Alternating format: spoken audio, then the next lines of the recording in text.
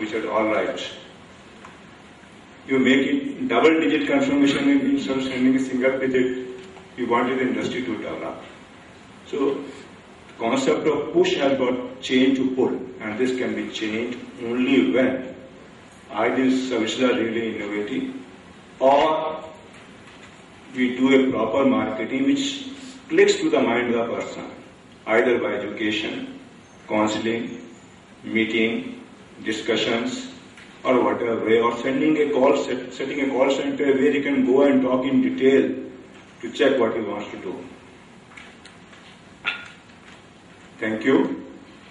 I hope I have been able to cover some aspects how the mobile applications will be going forward. Thank you. Educational session there. Just one question there. Very recently there has been a report in Financial Times saying that the people who are bidding for 3G spectrum license and they probably plan to use it for voice services and not data services. What's your take on this? Because we have been looking up to 3G as the big enabler, the harbinger of data services. And if it's going to only supplant their voice spectrum, it really doesn't serve the purpose. See, in this regard, the best answer will be a service provider, but what our feeling is that the rates have come down so low that service providers are really not finding a good business model to extend the reach of this excess service by adding more and more towers. Even in the cities, there are towers where there is very heavy congestion. Their feeling is they need more spectrum in 2G. The regulator and licensor feeling is to go in for a more number of towers as per technology. So because of that one, it is felt that the moment 3G comes, in the same tower they may be able to utilize, put this one. It will become more or less enhancement of their quality by adding 3G. So to that extent, yes, perception is okay. But the only important point which I have touched is how you are going to offer application to the customers. The moment customer finds it useful, he will start using it. And once he starts using it, there is no way out for them to give it to those customers who want to use 3G facilities. So that is the one where the marketing model has got to be decided. To start with, some of the major service providers, if they get the spectrum, they are definitely going to use it for increasing, I not use the word exactly the customer base, but increasing the quality of service and to retain their high-end customers. Thank you, sir. Sir, one small other question.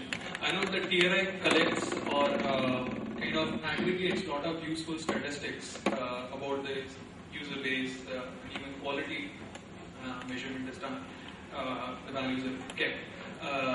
Is there any provision or any thought being put around collecting handset demographic information? So the type of handsets, because that in turn may aid the application development in a big way. Today, if you look at the small time developers, the individual developers or small application shops, of course there are sources of data available, but those are very expensive reports from full-time market research agencies or people who collect this kind of information. See, in this regard, in a formal way, we are not collecting any information as far as the research market is concerned. We do keep on getting from this one, and because we are not getting in a formal way, we are not putting onto the website.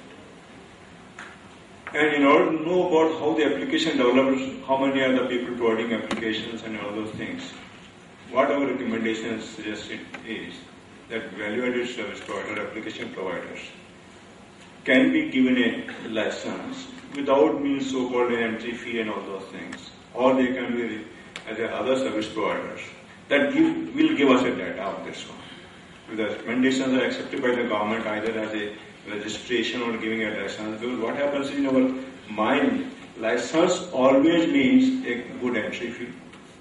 Always means charging a license from the customer. But regulatory idea is license means that if the service providers flouts law of the nation, we can take action as a regulator and a licensor.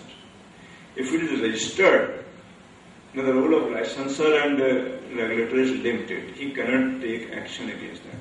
That was the idea of license. I hope this aspect is looked into. Then we'll be able to get those information. Just last question, quick time check. Internet penetration in India. So as you told, there are only about 8 million broadband users compared to the 500 million odd mobile users. So do you think 3G services coming in will boost the internet penetration in India? Your thoughts on that? Yes, because in India, the fixed line, as I told, is very small in number. That is being provided by BSNL and MTNL. And they have certain limitations of utilizing even 26 million telephone connections. If we assume at least 50% are within the range of 2 to 3 kilometers, at least 30 million connections of broadband should have been given. So they have their own marketing problem. While in other countries, mobile services started when fixed line penetration was very high. And therefore, there you have got large number of broadband. And there are demand for broadband connections. Definitely there is a demand for broadband connections. So it will come up with 3G or BWA. Only important point is the service provider has to look into internet broadband is a very cheaper rate. While access of internet to mobile is still costly.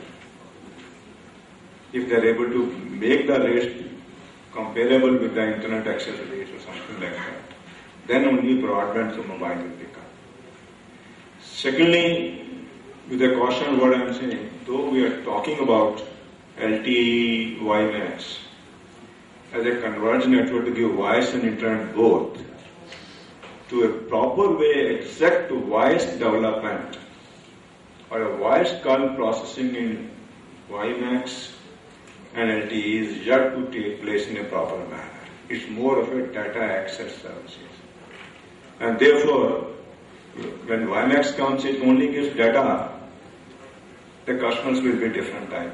If it is voice and data together and government permits internet telephony, then only really broadband will pick up in a proper way. So these are the different marketing concepts which has to be looked into. Right on from TRI perspective for end user, operators, and the way the industry has evolved.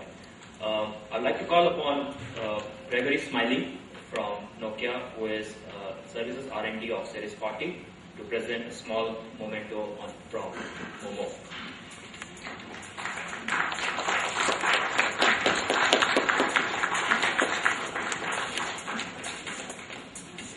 Thank you, both of you. Mr. Prabhakar will be available around, so you can definitely feel free to contact him and get any questions answered. Now, as you shared, right, the user experience has been evolving and being more demanding, right? So the way the products are evolving are following them, and the way we look at it is products are being pushed at the same time, and consumers are using them. So it's getting more easy, organized, less complicated, and fun. As the consumer trends are extremely fast-moving and becoming unpredictable, in the last few years, mobile landscape technology, right, has witnessed a similar pace, which is really running very fast. To put it in another way, not only the opportunities are changing, but the way those opportunities are getting addressed is changing as well. Who else can answer this question other than the best technologist from India, Atul Chitnis, who represents as a Chief Product Officer at Geodesic. From Geodesic, they have delivered products like Mundu SMS, Mundu Radio, and Mundu IM, which have got a strong acceptance from the users community. Atul has been at the forefront of India's technology evolution, say data communication, networking, internet, wireless, mobile communication, or open source. Without further ado, I now request Mr. Atul Chitnis to come on the stage and present his plenary session on mobile application, next billion users. Ladies and gentlemen, please join me in welcoming Mr. Atul.